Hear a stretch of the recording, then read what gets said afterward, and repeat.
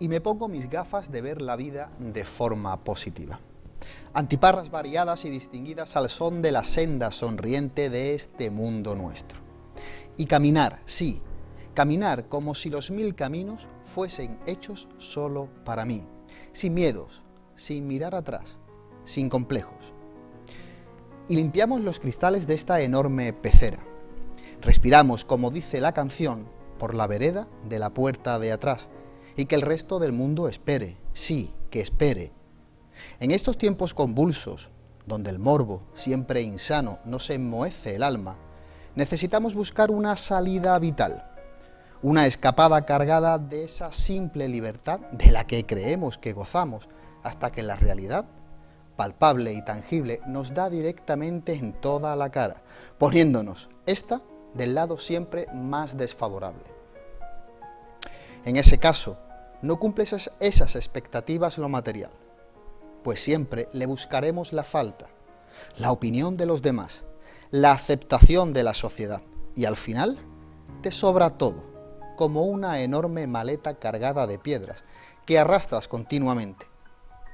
Tampoco las falsas apariencias, que no hay nada más triste que intentar vivir la vida que no te ha correspondido vivir. Es como ponerle un parche de colores a un perfecto traje oscuro. Se ve, se percibe, tanto que es ridículo en todos los sentidos. ¿Así? Bueno, así que es necesario que busquemos cada uno de forma y modo aquella singularidad que nos hace distinguirnos del resto. Quizás lleguemos algún día a sentirnos libres de cargas y ataduras. Creo que sí, que es el momento de ponernos las gafas de ver la vida de forma positiva, que la tristeza viene sola, llama y entra sin licencia alguna. Veamos, tras nuestros nítidos cristales, lo que hay allá afuera, que es más de lo que te dice la prensa, las redes sociales y la televisión. Entonces respira, profundo, muy hondo. ¿Lo ves? Ahí está tu vereda.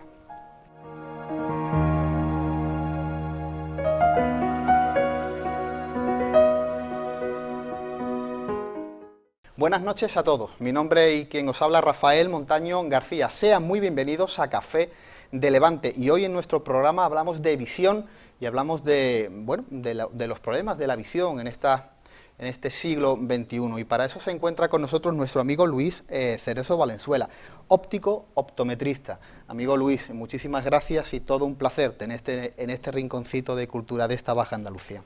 Un placer para mí estar aquí contigo y compartir un rato agradable de charla de mi profesión, de la vida, un poco como bien has leído, que nos espera, de todos los cambios tecnológicos que nos afectan tanto a un sentido tan importante para el ser humano que es la vista, y que de hecho es si hacemos una encuesta, el que todo el mundo tiene miedo a perder.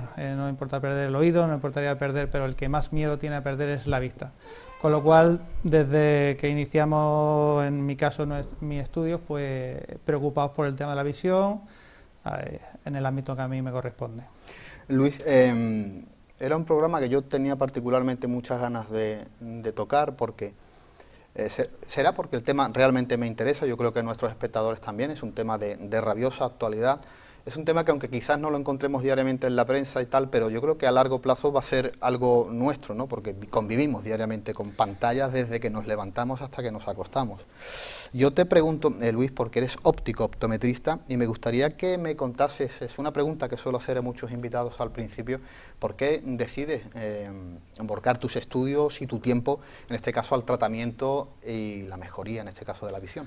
Bueno, pues realmente en mi familia no había ninguna tradición óptica. Fue algo sí que tenía muy claro cuando inicié mis estudios, que quería hacer algo relacionado con el tema sanitario, y bueno, acabé haciendo óptica. Hice óptica en la Universidad Complutense de Madrid, en aquel entonces una diplomatura, aunque actualmente ya se ha convertido en un grado, unos estudios de 4 años. Y realmente cuando llegué allí pues me sorprendió muchísimo los ámbitos tan grandes que abarca nuestra profesión a nivel anatómico, farmacológico, de instrumentos ópticos, y bueno, me enriqueció muchísimo, y algo que después de 20 años como óptico puedo decir que sigo enamorado de mi profesión, y bueno, somos el primer eslabón cuando alguien tiene algún problema visual, pues piensa ya en el óptico, como antes de poder pensar en el oftalmólogo, pues como primera entrada al mundo sanitario, pues nos ve a nosotros, y si se puede resolver allí, pues lo resolvemos en nuestro gabinete óptico, si no, pues se remite, por supuesto, al oftalmólogo.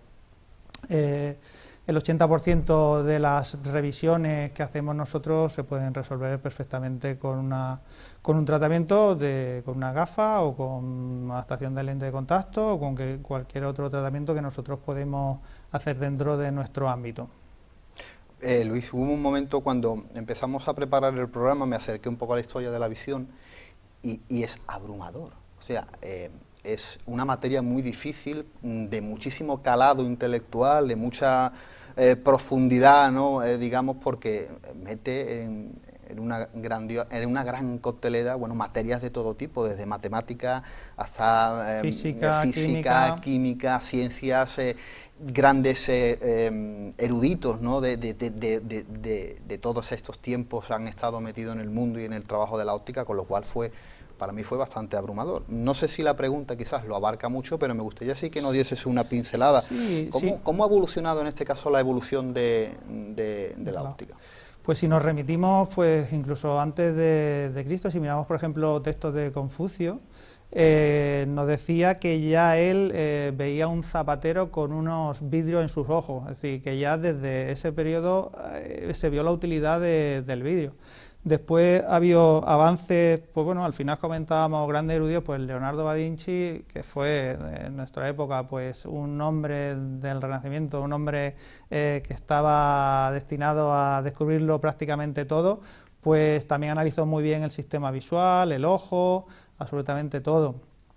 Después el gafa como tal, podemos decir, hasta el año 1300 no encontramos nada. Primero con la fabricación de vidrio, por la zona norte de Italia, principalmente, posiblemente Venecia, Murano, que era muy experto en el tema de fabricación de cristal, y hacían lentes convergentes, principalmente yo creo que solo para la visión de cerca. La lente convexa para corregir los miopes es bastante más complicado, y entonces eso surgió más tarde.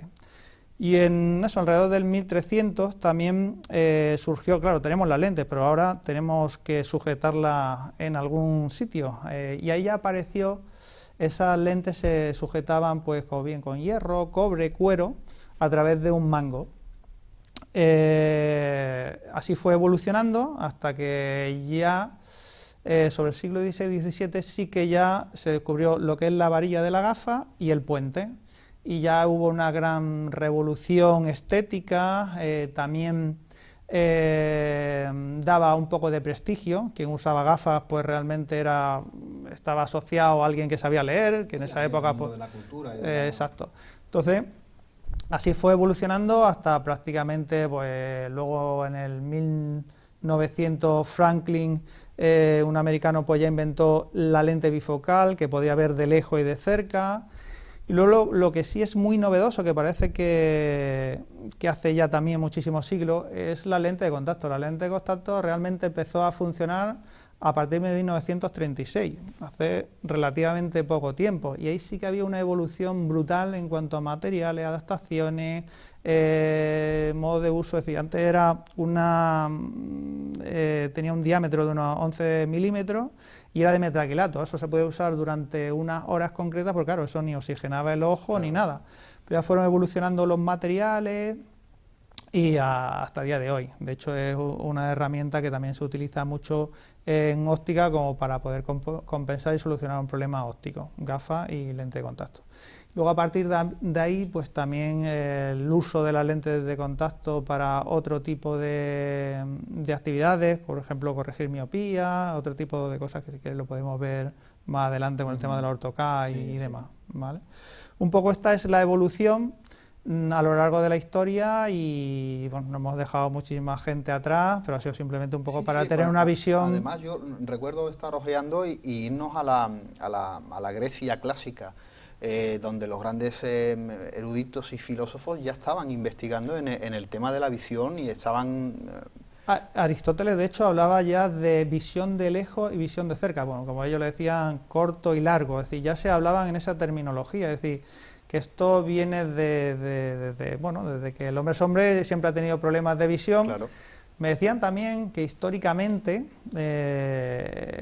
los primitivos, que siempre el miope se dedicaba al tema artesanal, por eso quizá un poco la evolución humana, la persona que es miope tiene muchas habilidades pues lectoras, de artesano y demás, muchas habilidades manuales, porque claro, él se sentía cómodo en un entorno muy próximo. Que controlaba, claro. Claro, en el momento que él no iba a ser nunca un cazador, porque claro, para cazadores normalmente solían ser los hipermétropes, que era todo lo contrario, de cerca se manejaban peor, pero de lejos veían bastante bien.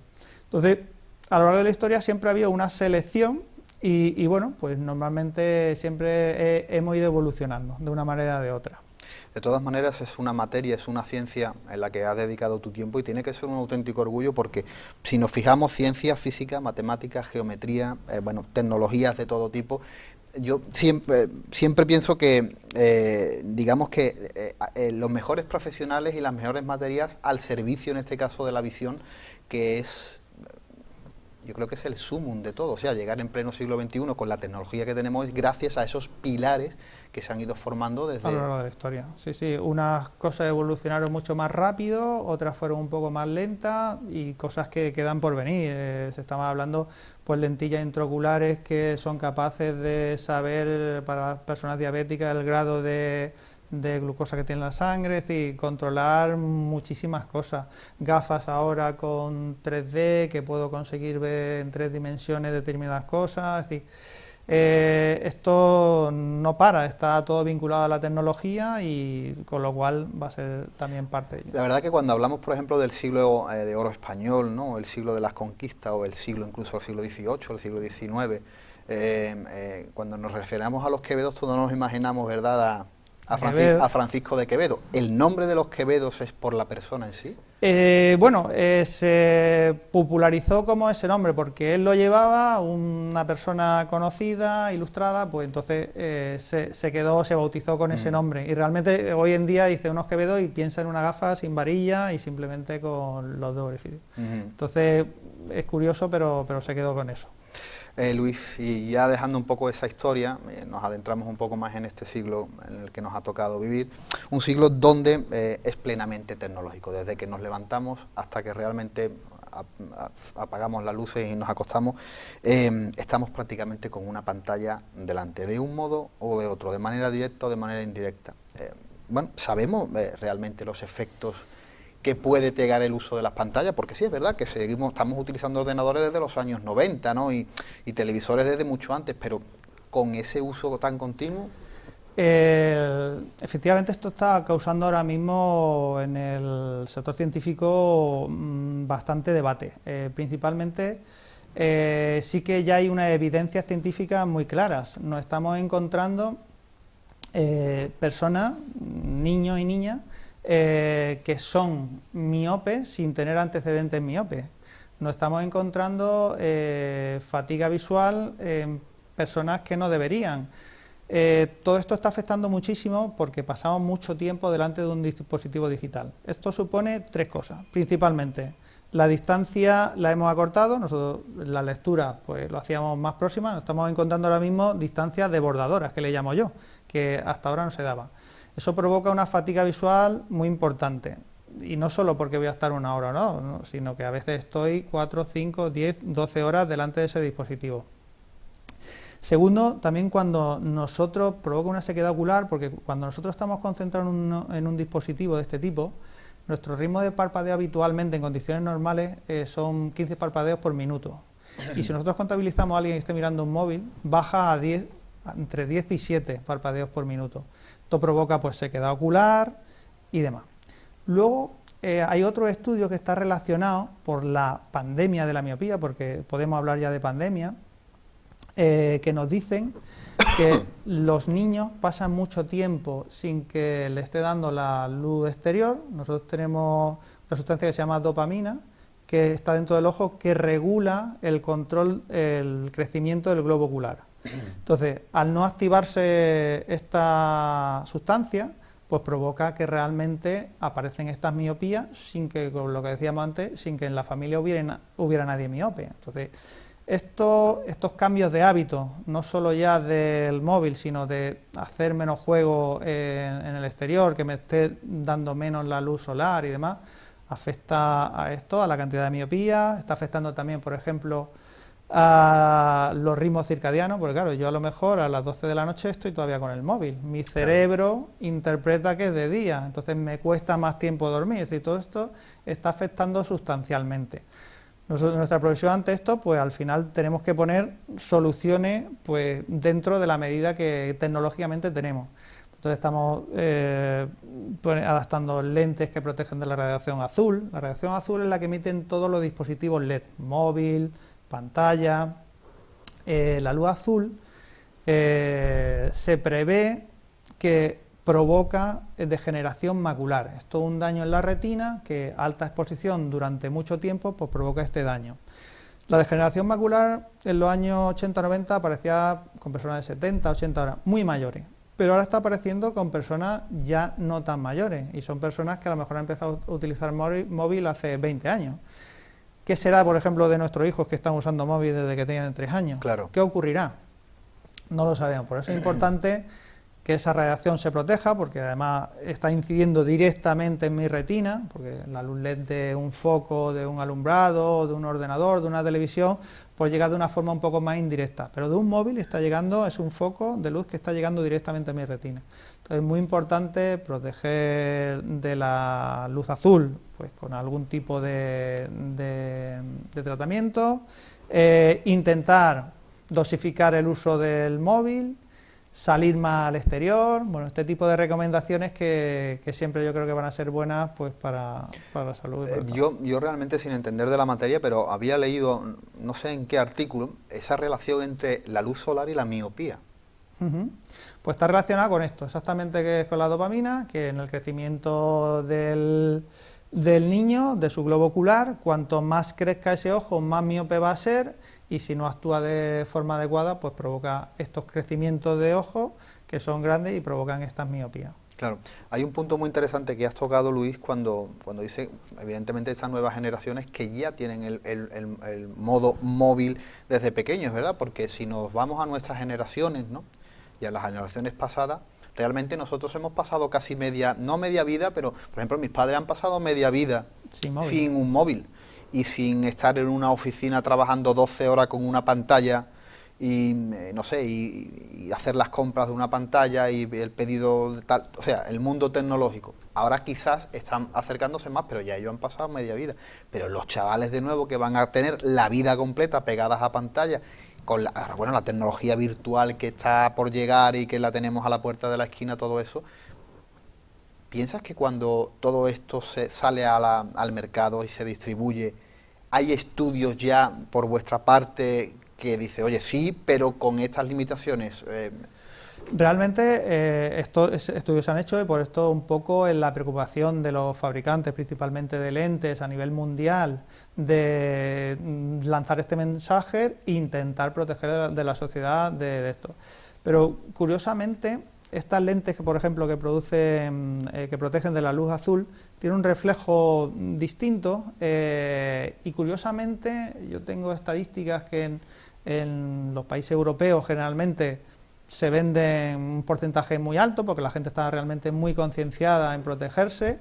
En los países, digamos, más latinos, España, Portugal, Italia, la gente prioriza más un poco la estética que la protección. Eso también es un poco que ese muro deberíamos de derribar y ser conscientes también y asumir que debemos de protegernos de la luz azul, de todo en general, nocivo. Y aparte, Luis, el cambio climático, que es que lo tenemos encima ya. Eso es una evidencia de febrero que hemos pasado, que parecía mayo y bueno, tenemos que adaptarnos como humanos a todos estos cambios porque si no, no seguiremos evolucionando y no le podemos poner palos a la tecnología. Es decir, esto está aquí y nos tenemos que adaptar nosotros y protegernos y saber lo que tenemos entre manos, que yo creo que es un gran problema, que a veces no sabemos lo que tenemos entre manos, y a partir de ahí pues sacar lo positivo de esa herramienta. Y Luis, tú como profesional, ¿qué piensas realmente, aunque sea una opinión más particular, cuáles son los problemas, aparte de la miopía, que parece que es evidente, qué otros problemas nos podrían acarrear ese uso inmoderado de las pantallas a largo plazo? Pues lo avanzaba también antes, la sequedad ocular, eso a día de hoy cada vez se está vendiendo más lágrima artificial porque lo que decía, el ritmo de parpadeo disminuye, hay más sequedad en todo lo que es tanto conjuntiva como córnea, provoca eso. La aparición de miopía, que ya lo hemos comentado antes, y bueno, en definitiva estos son los 3 problemas más importantes que puede suponer el uso excesivo de la tecnología. Yo imagino que, aparte ya de tus estudios, porque me estabas contando antes que habías hecho los estudios en Madrid, ¿no? Sí, yo estoy en la Complutense de Madrid. En la Complutense de Madrid, pero evidentemente es una carrera, es una ciencia, es un trabajo que no deja nunca de evolucionar, porque la tecnología no deja nunca de evolucionar. ¿Cómo es esa preparación, Luis? ¿Cómo es ese día a día, en este caso a la hora de un optometrista o de un óptico, poder estar equivalente en una balanza puesta con la carrera del siglo XXI? Claro, principalmente aquí a través de todo lo que son revistas del sector especializadas, cursos, es decir, de todo este tipo nos vamos reciclando continuamente.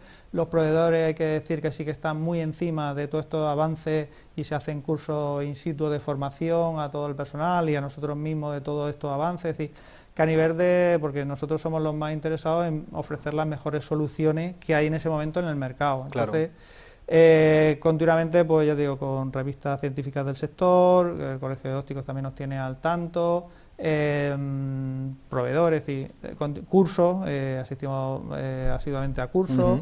Aprovechamos también incluso las nuevas tecnologías para continuamente hacer cursos online que se están haciendo y realmente suponen no tener que desplazarte y aprovechar más tiempo, incluso poder hacer más cursos de formación, y todo eso es muy positivo. Y dentro de esa formación continua que nos estás contando, ¿qué nos puedes avanzar, Luis? ¿Qué hay ahora mismo que se está haciendo en esos laboratorios que puedan mejorar, en este caso, la salud del ciudadano? Pues principalmente en el ámbito de lente de contacto, lentes con materiales que son mucho más confortables, que se pueden usar durante más horas con un intercambio de oxígeno sin que altere la córnea. En tema de lente oftálmica, pues también se está evolucionando en hacer lentes mucho más precisas. Hasta ahora, pues la precisión era de 0,25 en 0,25, ya hay un laboratorio que está haciendo precisión de 0,12 en 0,12, es decir, lentes más precisas.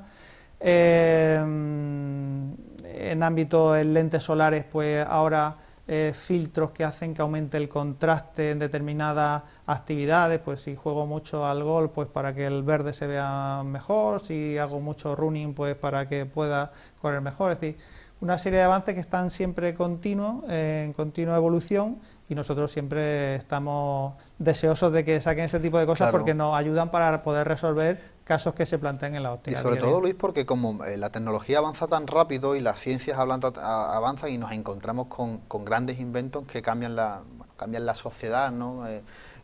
Contemporánea, conceptual, en la que estamos viviendo en un chasquido de dedos. Cuando nos acercamos a la visión, yo me imagino que habrá por ahí que no sepamos todavía, que sea un nuevo boom, como pudo ser en su momento las gafas, o como pudo ser la operación de miopía, o incluso las lentes, claro, de contacto. ¿Hay algo que realmente pueda ser revolucionario?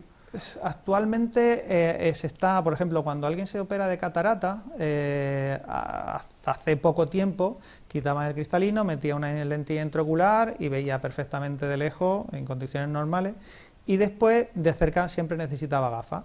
Pues ahora sí que están interviniendo, quitando esta lentilla intraocular, y en lugar de ponerla monofocal, solo para lejos, la están poniendo progresiva. Pues un avance, porque realmente la persona, cuando llega a este punto de su vida, pues realmente va a ver bien de lejos, de cerca, sin necesidad, claro, de usar gafas.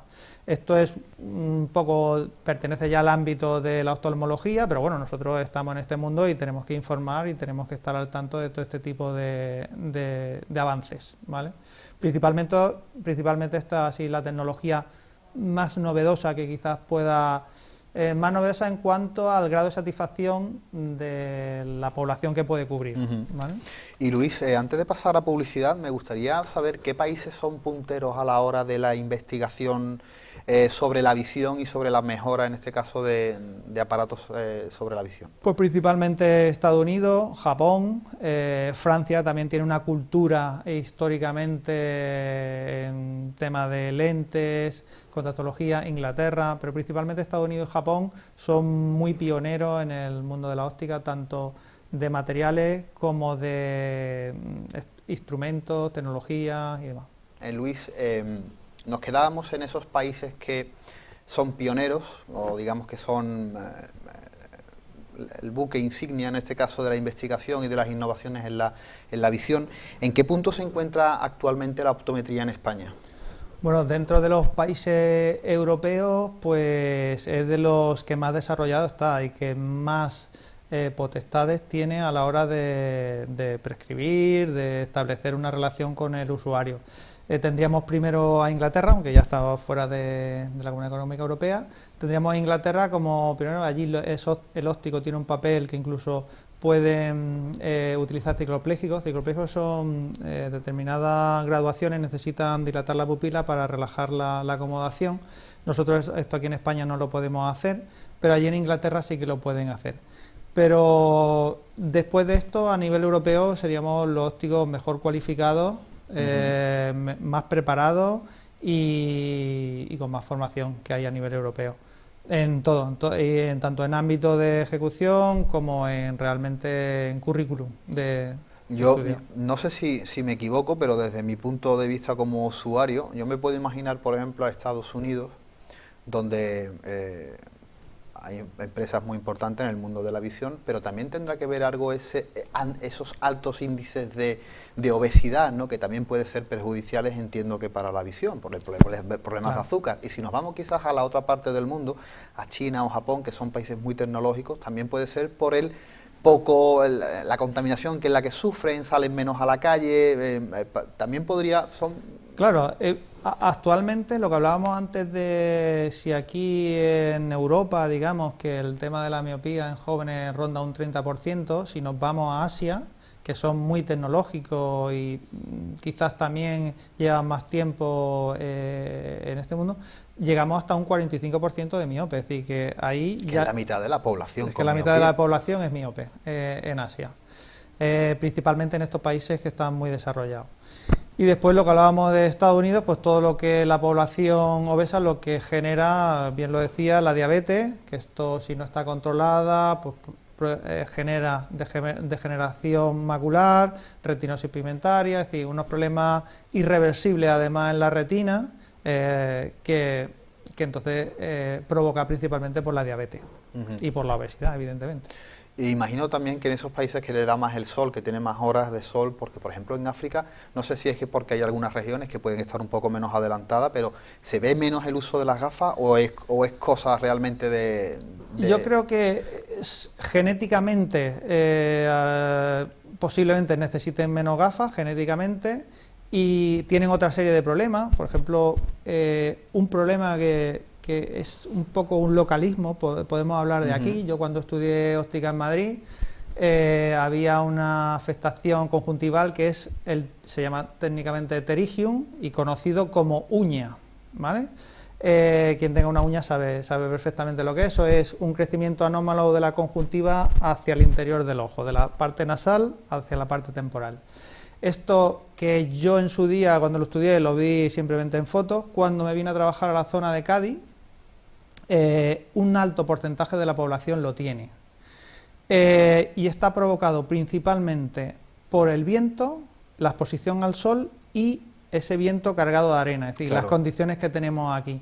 En países, por ejemplo, el Sáhara, una de las principales causas de ceguera, y ese realmente en un país europeo no llega porque eso se opera antes y ya está.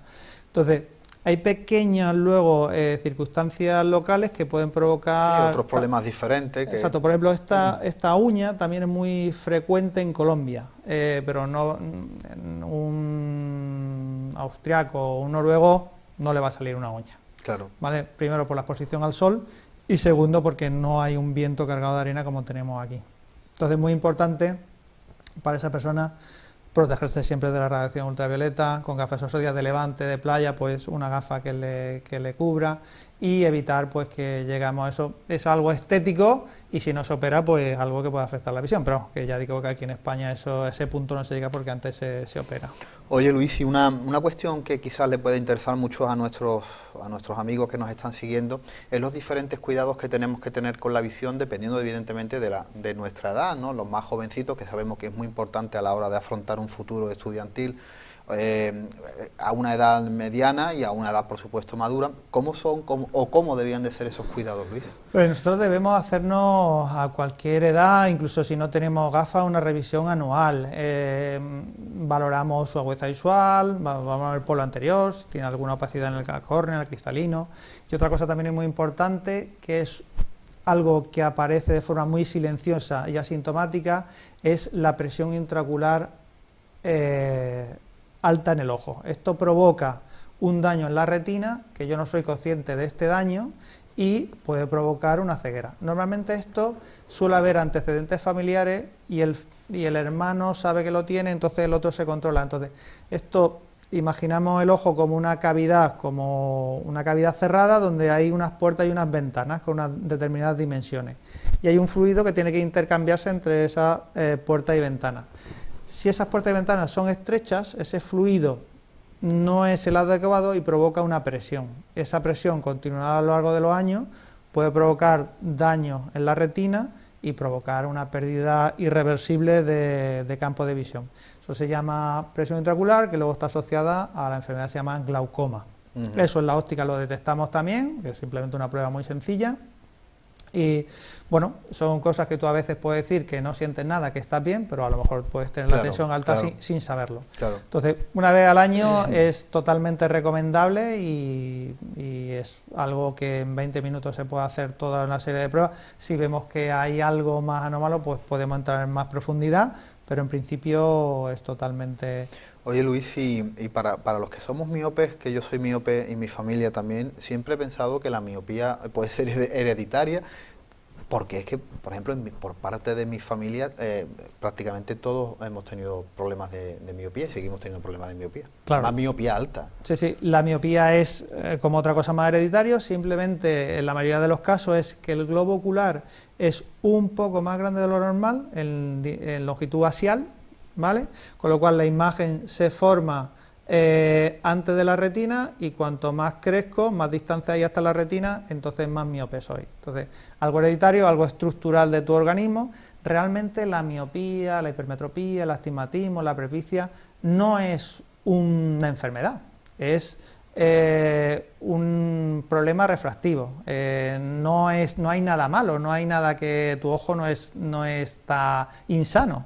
Simplemente que su estructura anatómicamente hace pues que el... Hombre, no es una enfermedad, como dices, pero sí es verdad que si no está bien corregida y te puede traer no solo problemas psicológicos, sino un aislamiento, porque al final es como hablábamos antes, ¿no? Del artesano que se limitaba a su metro cuadrado porque más para allá no era capaz de visualizarlo. No, sí, sin duda alguna no es una enfermedad, pero repercute en tu vida, claro, en todo. Totalmente. A la hora de, imagínate, unas oposiciones para la policía, para funcionarios de prisiones, para cualquier cosa, es un problema que ya simplemente dice, sí, mi ojo está sano, sí, pero es que no ves claro, gafas.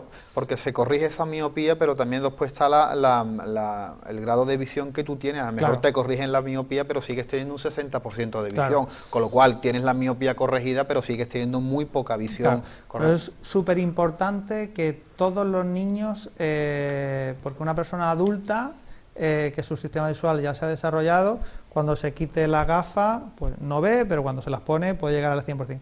El problema es que si no hay algún problema refractivo y no lo hemos corregido en la infancia, a esa retina no le ha llegado en la imagen nítida y ese ojo no se va a desarrollar, con lo cual provoca un ojo vago, ambliopía, es decir, que es muy importante que de 0 a 9 años, si hay algún problema refractivo, esté corregido y podamos hacer todo lo necesario para que ese ojo se desarrolle. Oye Luis, y otra cuestión que se me viene a la cabeza, que no sé si es algo que habíamos escuchado desde siempre y lo teníamos lo tenemos guardado en nuestra mente o es una leyenda urbana. ¿La miopía llega a pararse en algún momento? Sí, teóricamente, teóricamente con el crecimiento para, pero luego existen otros factores de los que hemos hablado al principio, principalmente el uso de tecnología, que provoca que nosotros dentro del ojo tenemos una serie de músculos que actúan como el zoom de una cámara de fotos. Son músculos cuando miramos de cerca se activan y cuando miramos de lejos se relajan. Si yo estoy 8 horas con esos músculos en tensión, contraídos, provocan que cuando yo mire de lejos esos músculos no se relajen del todo. Se crea un tono muscular que provoca que no se relajen del todo. Y eso es lo que provoca ese aumento de la miopía. Principalmente el hecho de no tener relajada la acomodación. Si yo estuviera 2 años sin tocar un móvil, sin trabajar de cerca, simplemente mirando de lejos, ese componente de su miopía pararía. Nosotros tenemos casos muy curiosos de gente que se está preparando, gente ya adulta, que lleva sin crecer la miopía a lo mejor 4 años, que se prepara unas oposiciones, que se tira 8 horas todos los días estudiando. Es que lo miramos cada 8 meses y le ha subido. Con esas subidas tenemos que tener cierta precaución para intentar no ponérselo todo, porque realmente sabemos que es una pseudomiopía, que es una miopía ficticia, y existen otros tratamientos para evitar esto. Un momento, ¿no? Luis, y una pregunta yo creo que también bastante interesante, ¿operación de miopía sí o operación de miopía no? A ver, yo soy partidario que si todo sale bien sobre operación de miopía, sí, a ver, con matices. Al final lo que decíamos, estamos tocando una estructura que está sana. Mi ojo no tiene ningún problema, simplemente que la imagen se forma antes de la retina. Pero estructuralmente un ojo sano. Entonces, la operación de la retina simplemente es quitar poder dióptrico del ojo, en este caso aplanando la córnea. Tocamos una estructura que estaba sana y bueno, en el 90 y tantos % de las personas queda bien. Y claro, una persona que tiene 5 dioptrías, que lo primero que tiene que hacer cuando se levanta es coger de la mesilla su gafa de noche y coger y levantarse y poder ver, pues o tiene un accidente, no tiene la gafa. Entonces, realmente, si lo miramos fríamente, es una buena solución, una ventaja. Las personas que no salen bien, que el porcentaje es muy pequeño, pues evidentemente es como todo en esta vida, pues tienen sus quejas, tienen sus reticencias, digamos. Sí que es cierto que en muchos casos queda una cierta sequedad ocular, una cierta destello en determinadas ocasiones, pero yo creo, si nos analizamos fríamente, que los beneficios son mejores, hay más ventajas que desventajas en el 90 y tantos % de los casos. Porque sobre todo, Luis, porque hay personas que pueden tener 1 o 2 grados de dioptrías, ¿no? Y si no está acostumbrado a llevar las gafas, ve lo que ve él y hace su vida normal, ¿no? Claro. Puede conducir de noche, puede tener... Pero cuando hay una persona que tiene 5, 6, 7 grados de miopía o de dioptrías, que a 2 palmos no te ve la cara. Claro. O sea, que no es una persona ciega, pero si le quitan las gafas es una persona ciega. Claro, es totalmente dependiente de gafas o de lente de contacto. Entonces... Claro, ante esto es evidente que hay que utilizar los beneficios de la ciencia y en este caso, pues, la persona además que se ha operado de miopía es muy consciente de su vista y la cuida más que cualquier otra persona. Usa muy buenas gafas de sol, se hace más revisiones, está muy pendiente de protegerse. Entonces, bueno, que a nivel económico de la óptica es un cliente que se sigue teniendo porque sigue vinculado, porque conoce bien el mundo de la óptica. Claro. Y Luis, ¿desde cuándo se está operando de miopía? Es algo que siempre he querido saber. Esto realmente, no sé si es una leyenda. Es que todos vamos por esa leyenda, pero yo no sé realmente si es cierto. Cuenta la leyenda que un piloto de aviación le saltaron unas lascas de cristal sobre el ojo, era miope, y claro, estas lascas lo que provocaron es unos cortes que aplanaron su córnea, y de repente vio bien.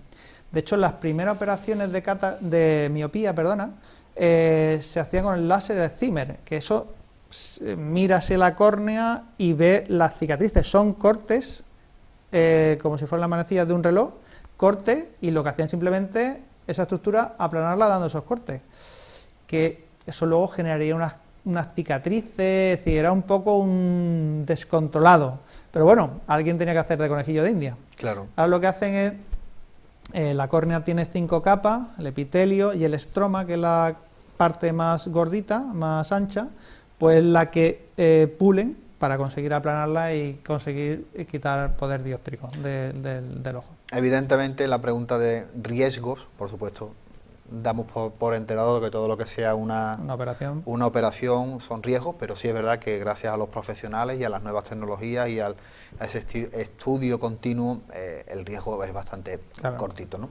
Y además es algo que se ha generalizado, ha bajado bastante de precio, es más asequible, yo creo que es algo que... Sí, no es una solución que está ahí y que realmente, mis consejos, por mi experiencia, quien decida operarse, pues varios consejos, principalmente una condición, pues que su miopía esté estabilizada, si no me opero con 18 años porque a 25 voy a tener más, y segundo, que si tengo decidido operarme o me operé cuanto antes. ¿Por qué motivo? Todo el mundo a partir de los 43, 44 le va a aparecer la presbicia y va a necesitar gafas de cerca sí o sí. Entonces, si te operas con 25 y hasta los 45 te olvidas de gafas. Pero si te operas con 39 o 40 es que dentro de 4 años te va a hacer falta gafas de cerca. Entonces, esos son, digamos, y siempre que pregunten, que se asesoren bien, que intenten trabajar siempre con el profesional que más confianza le den, cuanto más sitios vayan, pues mejor. Es verdad también, Luis, que hay un problema porque ya no solo operarte de miopía, cuando tienes solamente miopía, que en un momento puedes quedar, si no a cero, casi a cero, pero se nos une un problema cuando empezamos a tener miopía y astigmatismo. Claro, es una complejidad y luego también la cantidad de miopía. Digamos que estamos tocando una estructura que estamos aplanando, eso tiene unos límites. Como mucho, entre 6 estaríamos ya al límite de miopía y luego habría que estudiar bien lo que es el grosor de ese estroma, de esa parte de la córnea. Digamos que no todo el mundo tampoco se puede operar. Claro, entendemos que a mayor grado de miopía... Ya la única manera... A partir de 6 dioptrías, la única manera de operarse sería con una lentilla intraocular, como si fuera una lentilla, una operación de catarata, en definitiva. Exactamente. Se pone en la cámara anterior, pero bueno, muy parecida. Luis, cuando hablamos del Orto-C, que... Orto-K. Vale, repito porque esto es como... Orto-C, es que lo he puesto malamente, por eso lo digo. Y yo no lo he visto. Yo vi Orto y ya está. Orto-K. Orto-K es, ¿no? Orto-K. Vale. Ortoqueratología, pero Orto-K. Luis, y cuando hablamos de el Orto-K, ¿qué significa eso? Pues básicamente es sustituir una operación de miopía, pero es reversible y que nosotros podemos hacer en nuestro ámbito. Lo que hablábamos, que antes nosotros mediante la cirugía aplanábamos la córnea y nosotros lo que hacemos ahora es, mediante unas lentillas, aplanamos la córnea. La persona se pone las lentillas por la noche, se la aplana la córnea, se las quita por la mañana y ve perfectamente a lo largo de todo el día. Bueno. Nosotros esto lo utilizamos muchísimo pues para personas que tienen dudas, que no saben si le va a aumentar o no le va a aumentar la miopía y no quieren operarse todavía, pero sí tienen unas oposiciones y las tienen que aprobar sí o sí. Ahora mismo, por ejemplo, hay 2 o 3 adaptaciones para esto, para policía y para funcionarios de prisiones.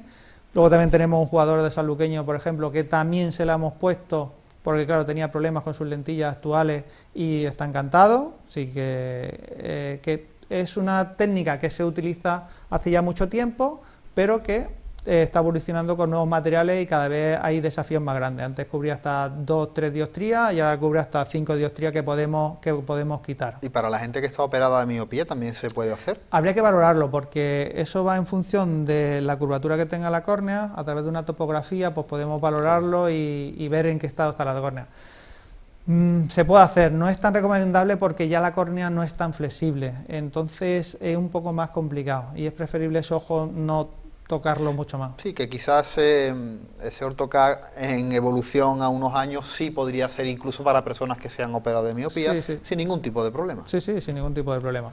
Esto no es una técnica novedosa, pero que en los últimos años cada vez se está adaptando más, porque los resultados son muy buenos y el paciente, sobre todo, el miedo y digamos la incertidumbre a una operación, pues de esta manera consigue su objetivo, que es pasar estas posiciones o conseguir ver bien, sin que tocar nada de su estructura ocular. Luis, dentro de tu profesión yo creo que hay dos ramas muy interesantes y yo creo, si no me equivoco, creo que pueden ir incluso hasta cogidas de la mano, que es la óptica, pero también la psicología, en el sentido de que ha habido muchas personas que han tenido ese problema de miopía. A mí particularmente me ha marcado de pequeño el hecho de que alguien saludara desde lejos y yo no me atrevía a levantar la mano, porque yo no sabía si me estaba saludando a mí, porque yo no le veía la cara. Entonces, eso a mí me ha marcado, igual que yo, y hablo en este caso en primera persona, pero seguramente que muchas personas me estarán escuchando y dicen, y es verdad, porque no te atreves, eso psicológicamente sí es verdad que te está marcando, o sea que la visión y la psicología del ser humano van en la misma dirección, ¿eh? Totalmente, es decir, alguien que no vea bien, se vuelve más introvertido, luego también en nuestras generaciones, cuando nos ponían gafas, pues bueno, el típico gafota, desafortunadamente en esa época pues había pocos modelos de gafas, la estética era muy reducida, y ahora es todo lo contrario, todo lo contrario. Ahora suerte, nosotros nos encontramos en el gabinete niños y niñas que van a graduarse, que dice que no ve y que tú realmente la mira de forma objetiva y dices, realmente no tiene nada, pero ¿qué ocurre? Puede coincidir que una amiga, compañera suya o amigo del clase le acaban de poner gafas, entonces ella también es un componente estético actualmente y la gente renueva continuamente sus gafas, es un complemento más. Yo particularmente veo que esa evolución es muy positiva sobre todo para los más pequeños, porque yo creo que un gran alto índice de fracaso escolar que hubo en los 70, quizás no sé si en los 70, pero en los 80 y en los 90, yo estoy convencido que fue por el problema de la gafa. Totalmente de acuerdo. Yo tenía compañeros que tenían gafas, problemas de hipermetropía graves, con estrabismo y demás, y con parche, y que no se ponían la gafa y que evidentemente su rendimiento escolar iba a disminuir sí o sí, porque necesitaba no veía, ver. Realmente a la pizarra no veía. O de cerca le provocaba dolores de cabeza, es decir, y el que hacía, sin darse cuenta, automáticamente apartaba la lectura. Claro, aislarse. Entonces todo esto, afortunadamente, aquí sí que es un aspecto positivo de nuestra evolución, pues la gente pues lo ve más como un complemento, hay más modelos, estéticamente se pueden conseguir lentes más finas, es decir, que todo esto, pues ahí sí que es un aspecto positivo, una evolución que de cara al individuo pues se ha mejorado. Has tocado un tema muy interesante cuando hemos pasado de la gafa como uso, en este caso curativo, como uso necesario para ver, o uso de obligado para poder ver, a un uso en este caso incluso estético. Claro.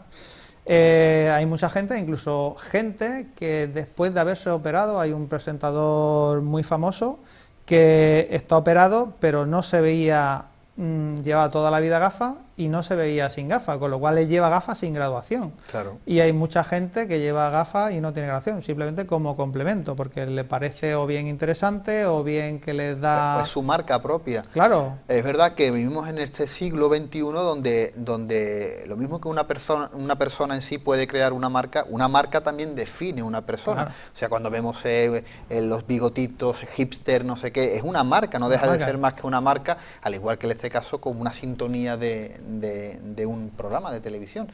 Había estudios, Luis, se habían hecho unos estudios de programas muy conocidos, de años en la parrilla, que le habían cambiado la sintonía y había bajado. Claro. Porque la gente relacionaba el programa, lo escuchaba y salía corriendo para verlo. Cuando ponían una sintonía diferente no sabían de qué iba la historia. Claro. Pues las gafas, como tú bien dices, en personas que se la ponen con cristales que no tienen graduación, no deja de ser más un punto de referencia y una marca. Sí, la persona no se encuentra sin gafas, no se ve sin gafas. Esto también nos lo encontramos en la óptica, que hay gente pues que quiere su gafa simplemente porque le sienta bien y se ve interesante y demás. Hablabas anteriormente... dijiste algo muy interesante, que es la miopía como una pandemia realmente. O sea, entendemos la miopía, y me imagino que ya que por la OMS, como una pandemia a nivel mundial, ¿no? Pues sí, y lo decía al principio del programa, en el 2020, que es en el que estamos, el 30% de la población iba a ser en Europa, iba a ser miope. En Asia ya es el 45 y no sé realmente dónde, si esto tendrá límite o todos nos volveremos miope. Yo soy todo lo contrario, soy un hipermétrope. Entonces, lo preocupante es gente que no es miope y que ahora es miope. En su familia no hay genéticamente ningún miope y ahora es miope. Eso es lo preocupante. ¿Por qué apareció esa miopía? Pues por lo que hablábamos antes, de los dispositivos son nativos digitales, del tema de del no estar en el exterior, por el tema de la dopamina, es decir, todo este tipo de factores hacen que provoque que la gente sea miope. Claro. Y bueno, ante esto, pues yo creo que no podemos ir, tenemos que poner solución a eso, pero no van a dejar de usar el móvil. No creo que salgan más al exterior porque los niños los tenemos atiborrados de actividades, no juegan, no se aburren, no dan tiempo a nada porque los tenemos todo muy estandarizado para que no paren en ningún momento del día. Eso ya pues habrá alguien que lo analice si es bueno o malo. Luis, dentro evidentemente de tu profesión está también ese prurito, ese orgullo del trabajo bien hecho, ¿no? ¿Qué casos han marcado tu vida? Pues mucho, así para recordar. Recuerdo un señor que tenía un leucoma, un hongo que se le había infiltrado en la córnea y el ojo se le había quedado totalmente blanco, no se veía nada de color del iris ni nada. Entonces para eso nosotros utilizamos unas lentillas cosméticas, que es un laboratorio específico que te hace la lente de forma muy minuciosa, hay que mandar muchas fotos, te mandan muestras para que el color de esa lentilla sea exactamente igual que la del otro ojo. Y claro, una persona complejada que no salía de su casa, que siempre iba con gafas de sol y demás, a mirarlo de frente y que quedara estéticamente verle sonreír, eso pues realmente claro, es muy gratificante. Y luego también pues una niña con una catarata congénita, es decir, que nace directamente con catarata, se las tienen que quitar porque si no ese ojo no se desarrolla y claro, como no son tan pequeños que no le pueden meter todavía una lentilla intraocular, pues claro, se hace una gafa de más 13 dioptrías, es decir, queda estéticamente perfecta y esa niña pues vemos cómo evoluciona, bueno, esa niña, ese bebé, porque eso fue con 6 meses, vemos cómo evoluciona, cómo empieza a ver los colores, cómo empieza a coger los objetos, eso va más allá de cualquier, eso te da una satisfacción a tu profesión, que tú le has podido resolver ese problema, porque eso verdaderamente ya sí que se convierte en un problema.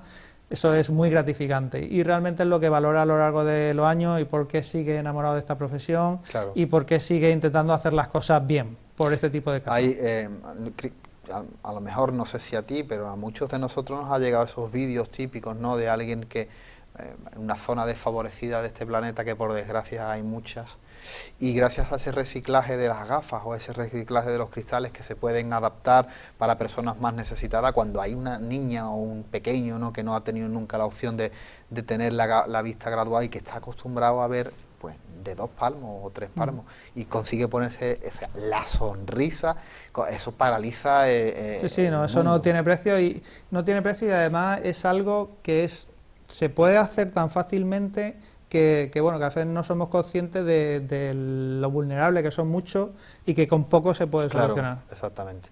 Luis, y eres una persona que estás dedicada a tu trabajo, me decías que venías ahora de fuera, que tenías mañana que salir de viaje, países diferentes, evidentemente ciudades diferentes, conceptos diferentes de los cuidados de la visión, de la estética de la visión, en culturas totalmente diferentes, que dentro de toda esa coctelera, ¿con qué te quedas? ¿Cómo es en cada país o qué te ha sorprendido de tus estancias fuera, de la cultura, en este caso de la visión y de la gafa? Pues antes lo comentaba, nosotros la zona más latina, Italia, España, están más preocupados por la estética que por lo que es la protección. Si te vas a un país nórdico, por ejemplo, todos llevan una lente que se llama fotocromática, que se oscurece con el sol, porque están muy concienciados con el tema solar de la protección. Si te vas, por ejemplo, a Estados Unidos, hay una curiosidad, aquí todavía hay residualmente algunos casos que ponemos lente de mineral, lente de vidrio. Lente de vidrio es una lente que no se araña, pero pesa mucho y si se cae se rompe. Está prácticamente en desuso, pero bueno, todavía aquí puntualmente se usa. Pero eso, por ejemplo, en Estados Unidos está totalmente prohibido desde hace muchísimos años, muchísimos años. solo se puede poner lente orgánica, lente plástica. Pues ellos sí que también están muy concienciados con el tema de la seguridad. Si en cada país pues tiene una serie de circunstancias que le hacen ser peculiares. Pero bueno, todos los mercados se adaptan, todos los proveedores, las empresas se adaptan a ese mercado y bueno, y en eso estamos. Luis, ha sido un placer hablar de tu profesión, hablar de la visión, que creo que era un tema que teníamos que tocar porque está a la orden del día, con lo cual muchísimas gracias por venir. Pues nada, yo encantado de haber estado y he estado muy a gusto y espero en algún momento repetir o lo que necesite a tu disposición. Muy bien. Sí. Amigos de Café de Levante, nosotros volvemos para la semana que viene con nuevos temas y nuevos invitados sobre nuestra mesa. Ahora le dejamos con nuestro rincón literario de manos de don Eduardo Domínguez Lobato. Que tengan muy buenas noches y sean muy felices.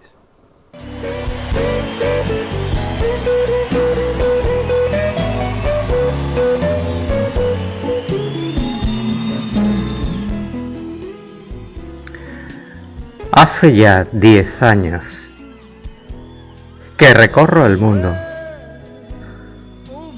y he vivido poco, pero me he cansado mucho. Porque quien vive deprisa no vive de veras. Quien no echa raíces no puede dar frutos.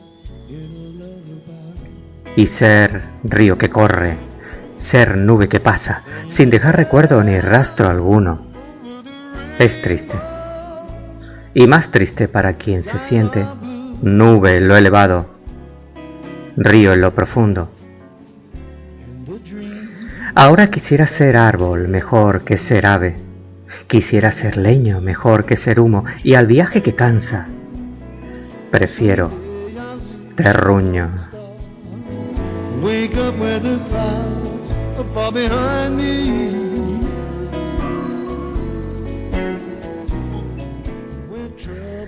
La ciudad nativa de uno, con sus campesinos, arcaicos balcones, portales vetustos y calles estrechas, como si las casas tampoco quisieran separarse mucho. Y estoy en la orilla de un sendero abrupto. Miro la serpiente de la carretera, que en cada montaña da vueltas a un nudo. Y entonces comprendo que el camino es largo, que el terreno es brusco, que la cuesta es ardua, que el paisaje es mustio.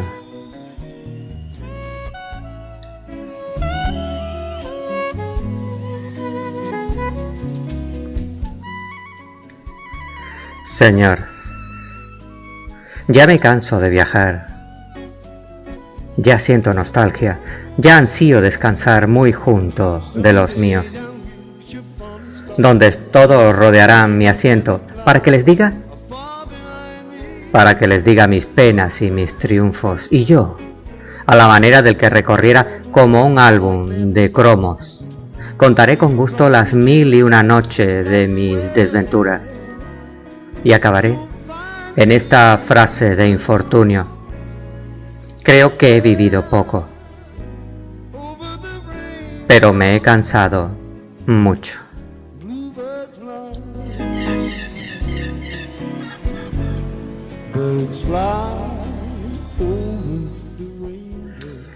Nostalgias.